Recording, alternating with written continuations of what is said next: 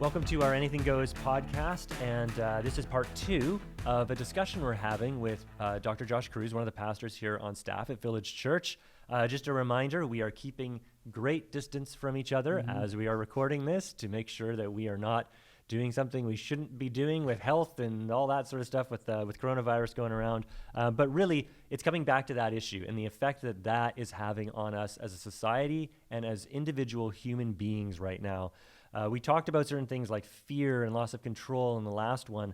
What I want to talk about in this episode is more of how we're going to deal with the issue of isolation right now.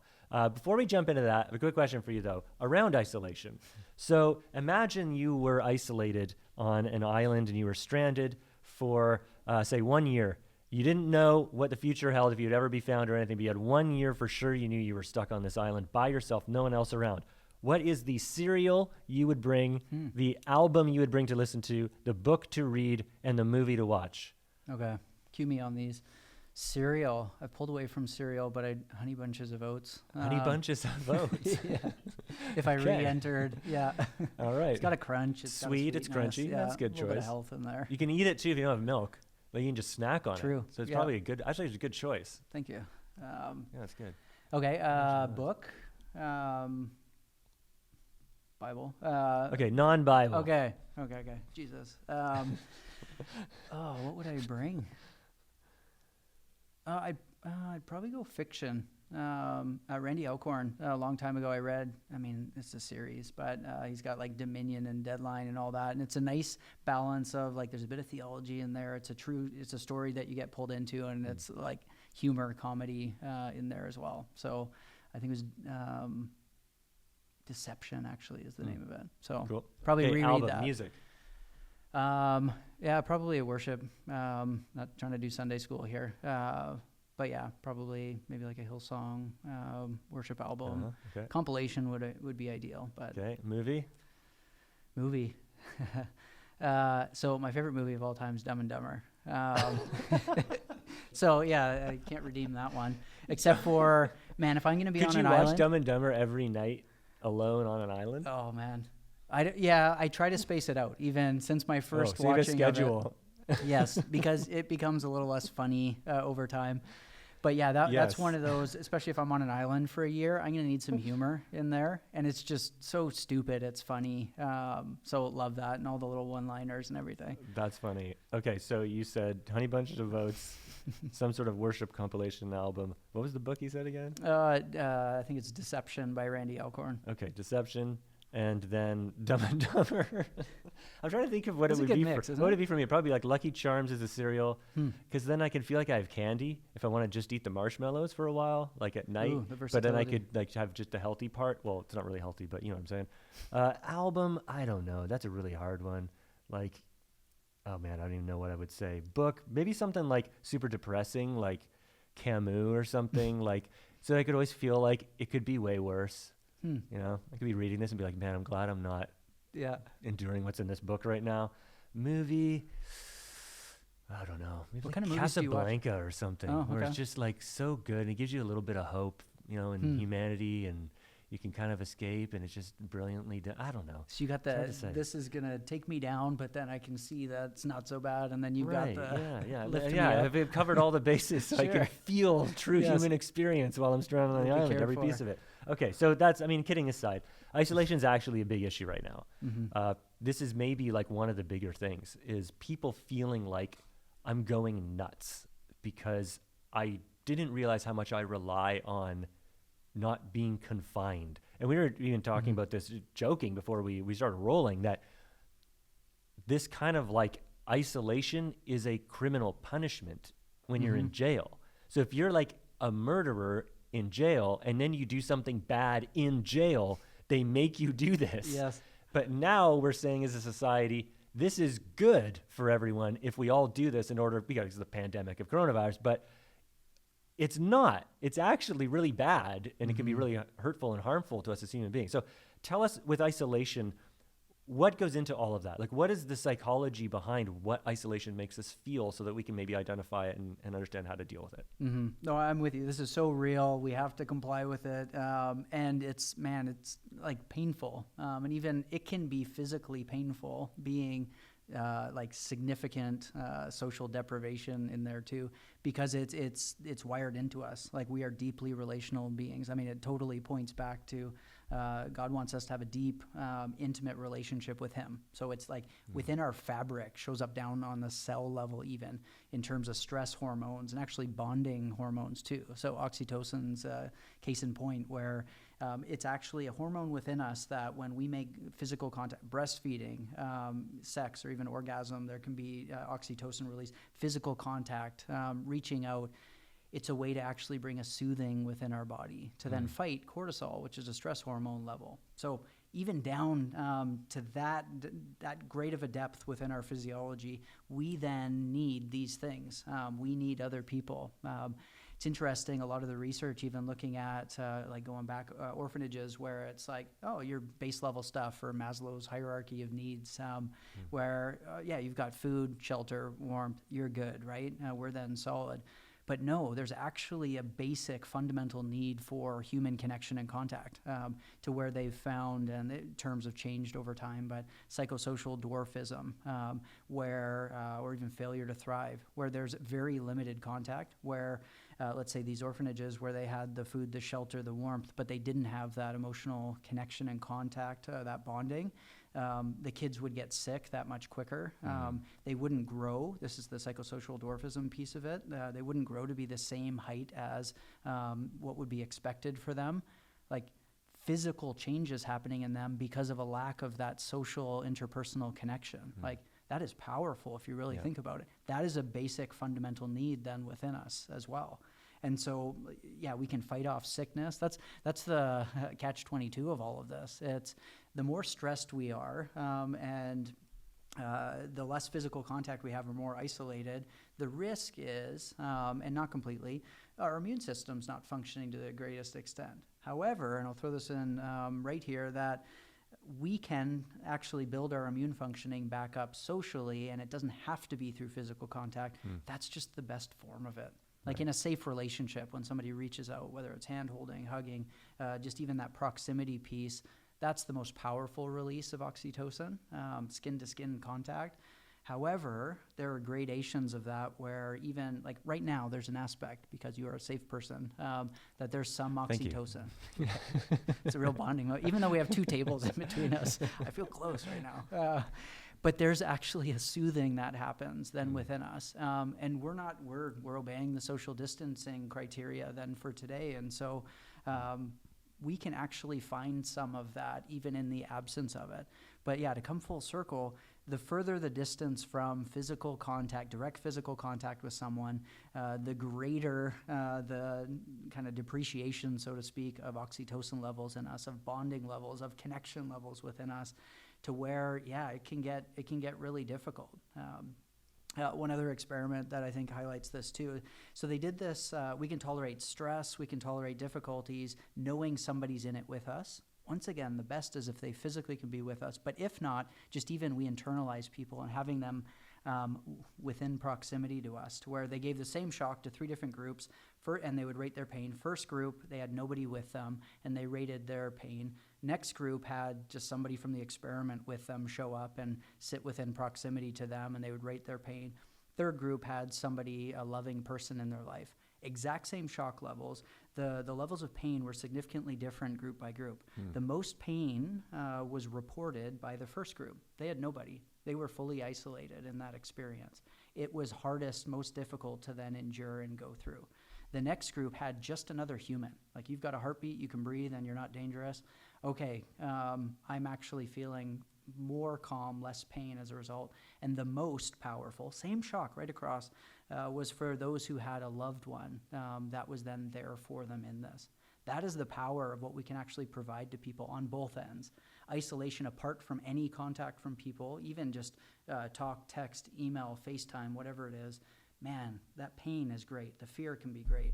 But man, when we have people that we're connected to that are safe enough, and we know that we're not doing this on our own, ultimately having God then in that with us and through them in that we can endure whatever it is that we're going through the best that we can. Right. It's powerful. Yeah, so you mentioned something there I thought was really interesting, that the physical human-to-human connection of in person is the best. There's a sort of a scale almost, it sounds like, but if you can only get this other kind of human connection, it's still better than none, and there's a scale, I guess, to that. So I'm curious, though, to hear you talk to us about that first bit, because obviously we're limited right now, and so the reality is we can't have all the physical human-to-human contact that we might want, but I want to just mine into that a little bit because I want to understand that better. What is it that you're saying is the best about actual human contact? People, we're joking right now these times, like, well, I'm an introvert, so I'm loving this, and they're all like, I'm an extrovert and I'm going crazy. But I think behind that, there seems to be, that's a funny, joke, but actually deeper, whether you're an introvert or extrovert, I think isn't the issue. There's something there about when you're in the room with another human, it's different. It's something we even looked at here. One of the teams here on staff that I was working with and said, they're having challenges because they kept doing some video meetings and then they were doing some emails and we're doing these things to try and get a project over the line. And I said, my advice is get in a room, because the whole nature of the conversation, how people feel, how they'll interact with each other, what they'll say, what they'll commit to, changes when you're actually looking at a person across the table from you who's physical. And so there's just, it seems to me, something there. And I want to mine that for a sec before we talk about the reality and how to deal with it. What is that? Why? Why is it that real human face-to-face is different? Well, I think of something called mirror neurons in our brain. So if I then raise my hand right now, you have mirror neurons in your brain making the same sort of action step. This is where modeling can be powerful as what I am doing.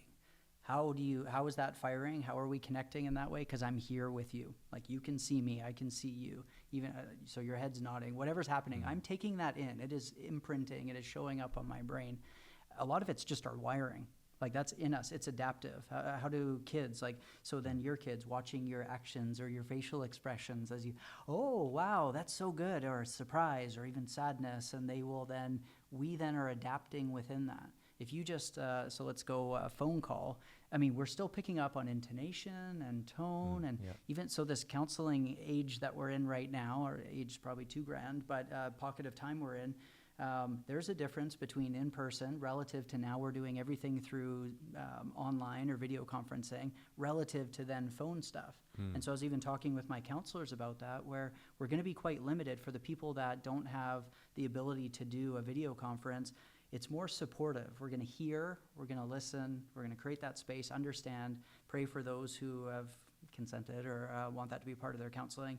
And that's what we can do there. But video, we can do a little bit more. So we talk about the levels. We can engage. And actually, research shows that you can engage. There isn't a big, significant difference between in-person and through Zoom. But the huge part is, am I intending to engage with you? And am I trying to then figuratively hold you in this experience? Is there an understanding? Right. I think that's the intentions are big. So even getting in the room, the intentions are more likely, because why are we here? It's implied to hear each other, to see each other, right, to actually connect with one another, yes, around this topic or whatever this thing is. Or sometimes that's the beauty of just hanging out. So Rachel's from a Dutch family, and they have a word called gezellig. Not Dutch at all, so I've learned that. But it's when we're sitting here and it's just this nice vibe. It's like, this is good. Well, wait a minute, we sit on these couches other time. No, it's because we are here. Right. We are doing community. And it's not necessarily because this person said that or that person. No, we're together. Presence. There's a togetherness. Yeah. Absolutely. That presence is powerful. Whereas, it's actually my mother-in-law's birthday, so we're going to do a FaceTime happy birthday thing, between each of the families. And I don't even know what that'll be like. I really don't. But my hope is we can, by intention, actually engage, not then looking around our rooms at everything else, but then actually taking this in, maybe even looking at the camera every once in a while instead of the screen.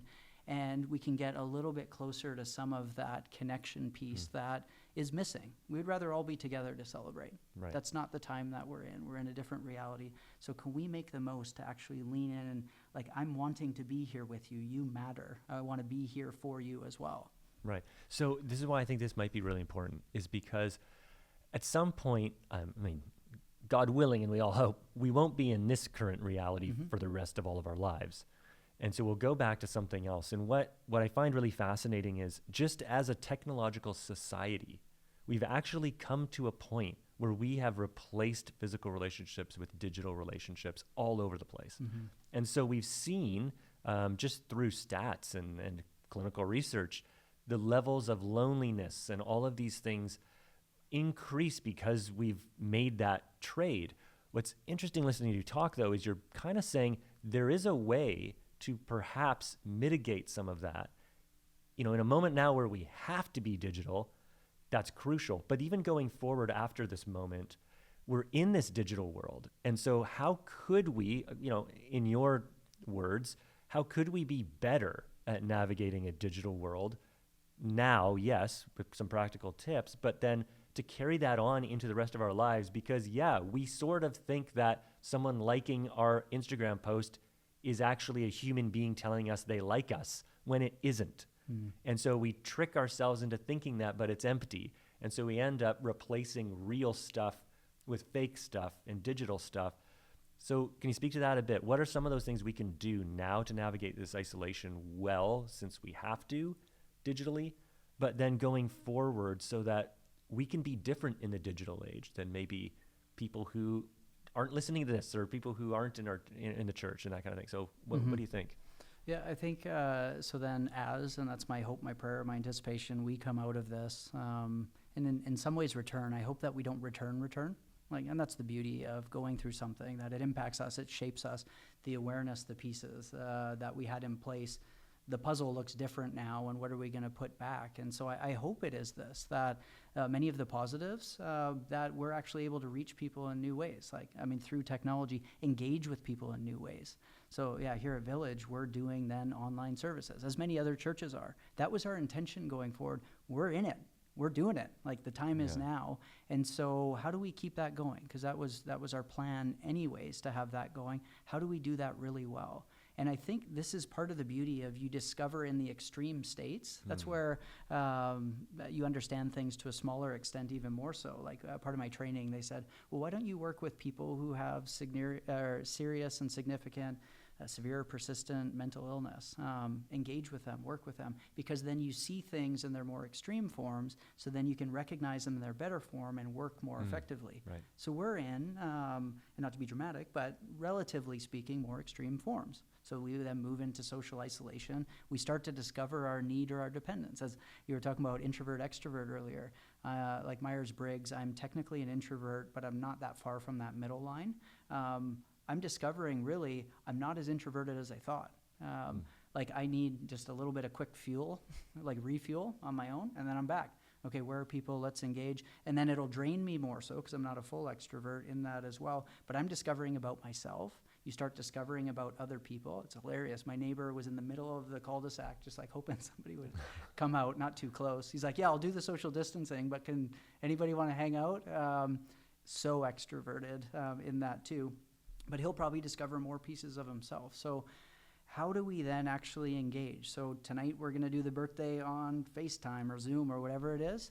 We might find this is fantastic. I have a buddy down in California who, there are 5 of us in different places in the States, and we're going to do, I think it's Jackbox on Google Chrome. We're going to be playing this game.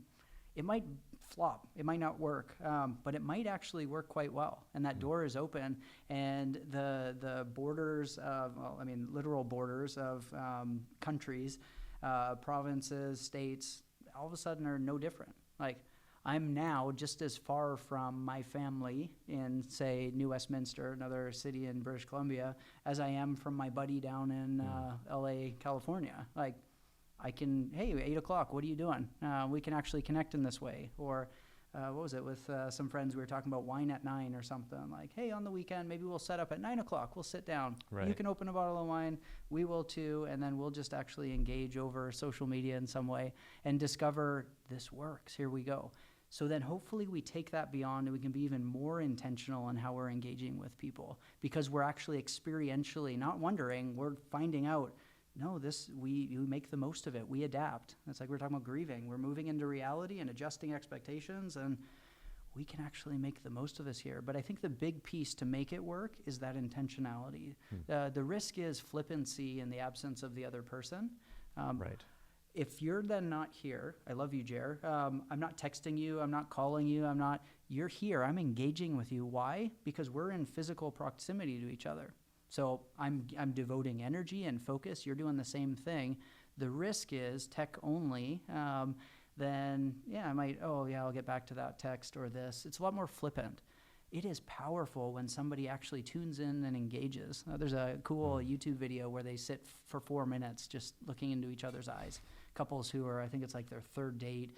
One couple, I think they'd been together 40 or 50 years. And it was interesting, 4 minutes, how powerfully intimate it became and connected. Like the couple, they were together 40 years, but they hadn't done that. 4 minutes. But it was this focused intentionality that you are here, you matter, I'm going to engage with you, and we're actually going to bond and connect in that. We can do that through screens, believe it or not. So it's grabbing that intentionality and actually pouring out more, because we're not flippantly just tossing little snacks around. We're feeding relationships. Right. Yeah, I think that's super smart. That's important. The idea that we have to actually compensate for the attentiveness and the presence because we have a barrier now. But it doesn't mean you can't find it, at least to a certain percentage, to replace that real human thing. And that's way better than not replacing it at all. And failing to do that. It's kind of interesting. Like what would be some of the ways you would just say, like, crazy practical, like, this is how you can be more engaged? Like, if you're gonna reach out to friends, you're gonna do more of these kind of like, FaceTimes, Zoom calls, things with friends, families, whatever, because, okay, I need this. I can't be completely isolated. But then what are you saying would be like a couple things you're saying? Just do it like this. Don't do this. Do it like this, so that you get that higher percentage of that experience than you wouldn't if you didn't. I think it would be setting up, being intentional, especially so if you're not working right now, there's limited structure, rhythm, routine. Somebody who was on staff before was posting a schedule of, this is who we're going to FaceTime. This is the meal that we're going to make. Like, they're basically grabbing, and I think this can be healthy, some sort of structure, rhythm, control in the absence of, we've got school to go to, we've got work to go to, we've got this, we've got all those sort of things. And it actually, I think, creates space for that intentionality. Like, at 12:30, I'm going to be talking with Jer. I will be there. I'll be present. I mean, counseling, we model this in many ways, that there's nothing going on outside of here for me. As much as possible, I am here and I am present.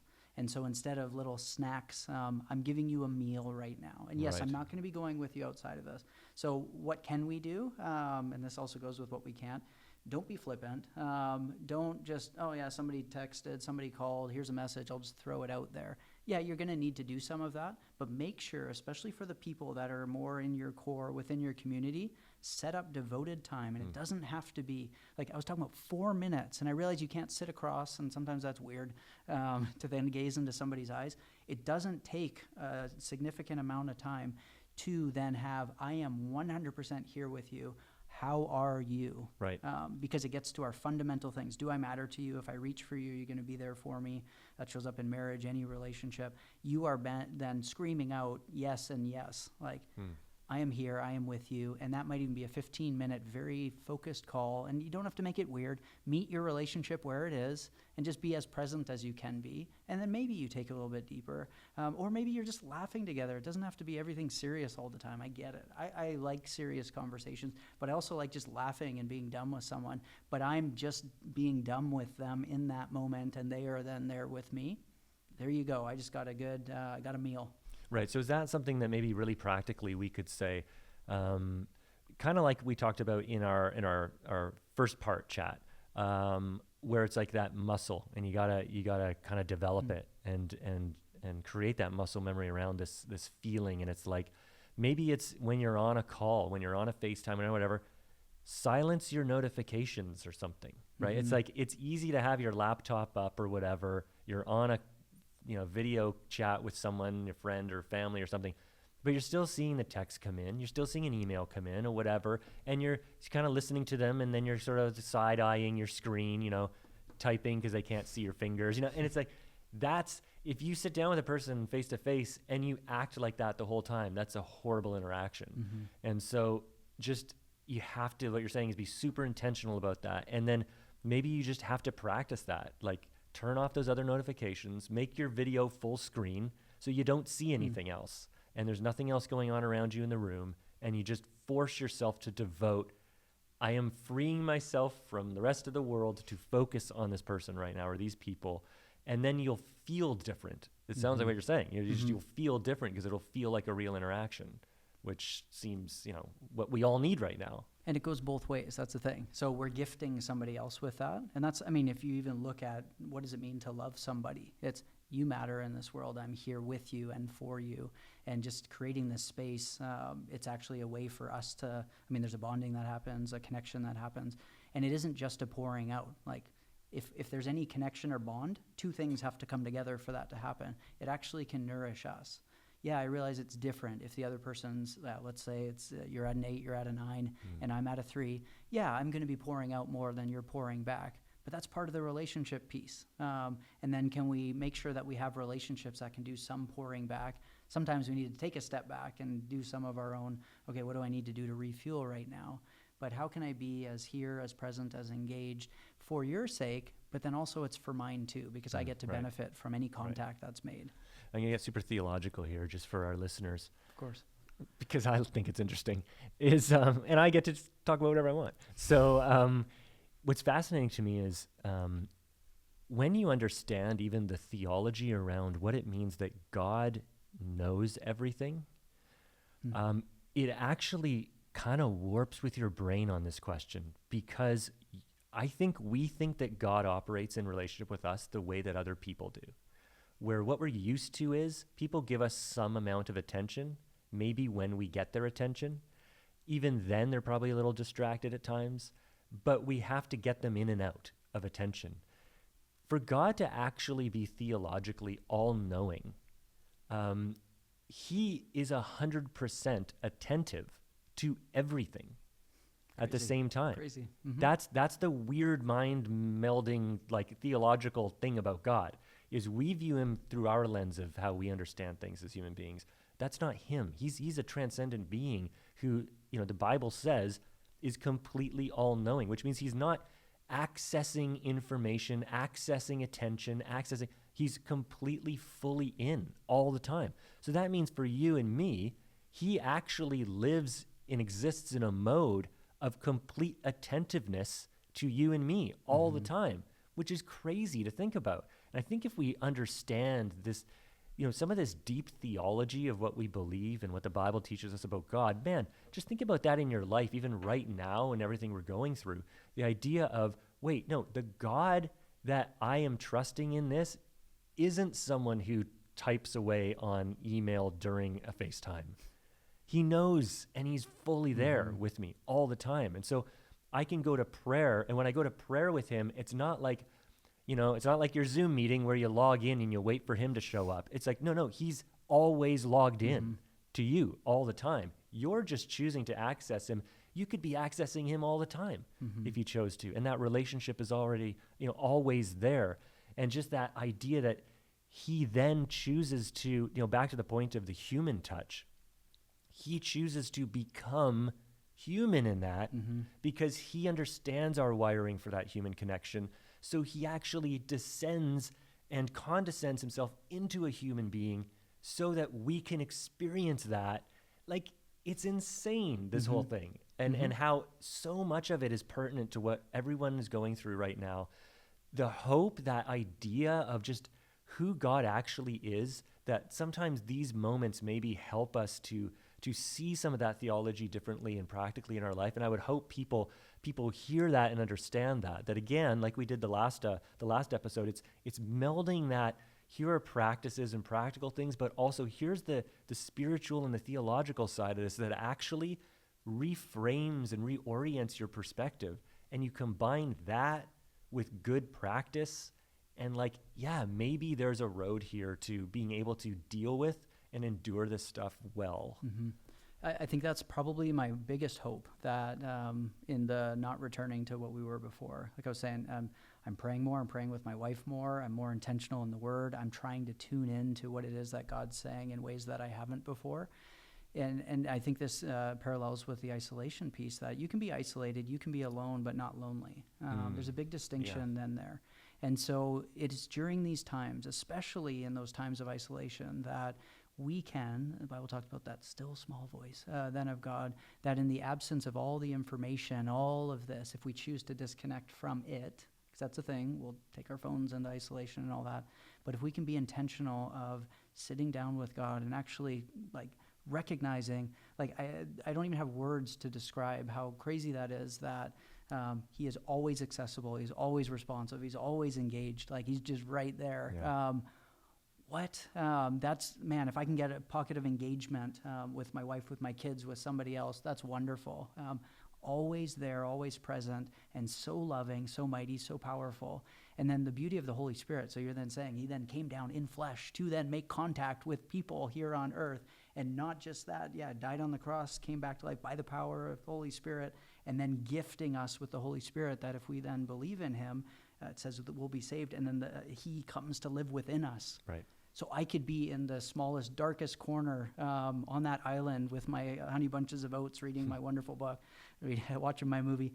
He is with me in that. And that's part of my prayer too, that I come into greater contact with him. And that's my prayer for everybody who's listening as well, that like right now, he's there. You talk to him, you engage, you slow down, right there, showed up. He's responsive in that regard.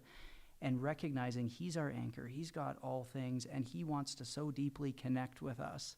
And you can, and it shows up even in your physiology. My doctoral research paper was on anxiety and centering prayer. It was actually, it's a form of contemplative prayer where you then slow down to the moment to just be still and know that God's with you. That's essentially what it is. And what we found was that anxiety was reduced significantly more than just sitting still on your own. And just as much as regular relaxation techniques. But they weren't doing the relaxation. They were just sitting there like, okay, God, you're with me. And a soothing and a calm then came for them. Powerful, powerful, powerful. And that's in the natural sense, but supernaturally, like he is within us. The Spirit's ministering to us, ministering for us, like with groanings beyond words. Like, man, he's not just with us. He's like advocating for us to Jesus at the Father's right hand. Like, the whole Trinity's at work, like in relationship with us, and we get to come into that, and what a beautiful thing. And so, especially during those times when you're feeling that distance, when you're feeling that disconnect, that's going to come with it. It's not something wrong with you. It's because you're relational. But don't neglect that he is so with you in that moment. He's just saying, hey, I want to hang out. I want to be with you. I want to join with you. I want to hold you. I want to care for you. I want to fight for you. Like, oh, man, that's the God we serve. Yeah, so maybe just the last thing I kind of want to ask you, and this is from both the hat of pastorally and clinically, the church is here to be how, the mode that God works into the world through. I mean, that's our function. So what is the role we have as the church in this moment of isolation? What is it then with all this we've just been talking about that we can do to provide hope and this kind of connection in the world? What's our responsibility actually as the church right now? Love, essentially. As much, even as we talk about gradations, love to the extent that you are physically allowed to and is appropriate. So following what the government regulations, health minister, all that, what can I do in order to best engage with people to give them the most amount of connection, relationship, love as possible? And then as things either remain or maybe become more restrictive, you pour out with as much heart, which I think is that intentionality piece, as you can. That means making calls. That means FaceTime. If we are allowed to then go out, like at the church right now, we have the delivery. Like there are people who are isolated and shouldn't go out. They're going to be more vulnerable. And so we can then go help get supplies for them. We can do that. It's being the church. You've got neighbors, your next door neighbor, the person in your complex, wherever they are, go like, hey, how can I be there for you? And really be praying for people, praying for those then around you. It also helps us get outside of ourselves. Sometimes when the fear comes in, we then lock down, we get super functional, and we just start spinning in that. By lifting other people up, it puts it in perspective. Two things, that God is over all of this. And then for others, we're actually engaging with them. And God help me to know the ways that I can be praying for this. We've been praying for the church, global village church as well, in light of what's going on. I've got more time. I still have job and work to do, but this is like right on the forefront. Be praying for those things. Right. Like, man, we love and we pray. I think that's the biggest things. And those are two things that no matter how isolated we are, we can't lose that. The love of God the Father, and then the love that we can have for other people within what we're allowed to do, to be praying, to be extending, to be reaching out. That's what church is all about, right? Yeah, and I think the barriers just create a chance to be innovative. It's the call is never different. We're supposed to love. And now we have certain different barriers and restrictions. That just means we get in. There's nothing more innovative than God becoming a human being. That's as innovative as it gets, to cross a line of division in order to show God's love. And so for us, it's that same challenge. How do we as the church now, with these different restrictions and things, just innovatively do that really well for each other? And I think, it's been really cool talking to you about all this, because a lot of the theme I think that you've talked about is intentionality. And if we can embrace that as people, intentionality, having purpose, being attentive, all these things that kind of the fast-paced technological world that's ground to a halt right now doesn't allow us to do usually, now we can actually kind of do. Because we might have the ability to be more dialed in with a person than normal. And so let's take the opportunity to do that, because that's actually what God's likely calling us to do as the church right now in this moment. So thanks for sitting down, for doing these episodes. I think it's hopefully really helpful for people. It's been helpful for me even just talking this through and listening to some of the stuff you're saying and how I can apply that. I need to be more attentive at home. And my wife, does not think I'm attentive. Same here. I'm learning. Even without sports on, for some reason I can't pay attention to what she's asking me at home. Anyways, so no, I really appreciated this. And hopefully everyone listening, you can take some of these nuggets out, and this will actually be something you can use in your life. I'd really encourage you to force yourself. Do some of this muscle memory stuff. Force yourself to do some of these actual practices, and then to lean into the spiritual side of this at the same time. So thanks for being with us, and we'll see you on our next Anything Goes podcast episode.